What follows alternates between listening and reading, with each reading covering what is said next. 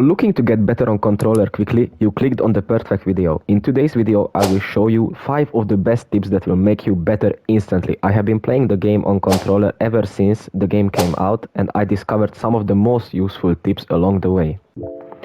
One thing every controller player struggles with is sensitivity. All controller players change their settings after trying them for 2 games. No, no, no, and no. This is the worst thing you can do.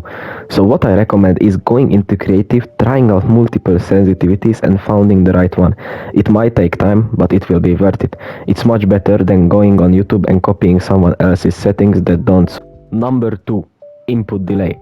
Let's start from the bottom. What is input delay?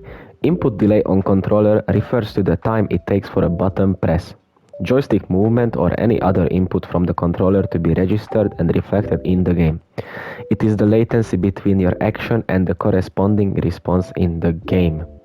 So, a lot of people struggle with input delay, but today I will show you how to fix it. So, what you can do first is go into settings, go to game settings and scroll down to building as you guys can see right here. Make sure to have disable pre-edit option on off.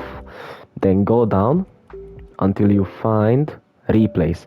Make sure to have all of these replays off.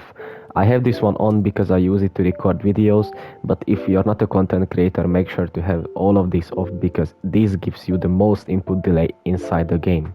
A few more settings that you need to have on off to be able to have the best experience in the game.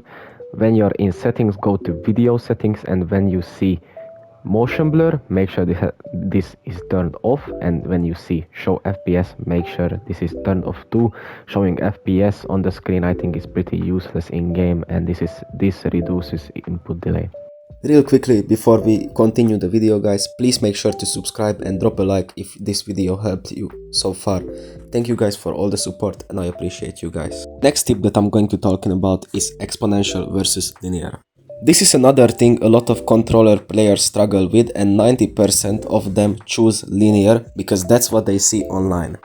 To actually be able to choose between them, you need to know what they actually do. Exponential is for people who play slower and prefer aim over mechanics. Linear is for people who play faster and prefer fast editing speed and mechanics. Now that you know what both settings do, you can choose one of them based on your playstyle and which one you prefer. The fifth and final tip is to stop trying to play like your Peterbot. You need to realize that you're playing on controller and think of it as an advantage.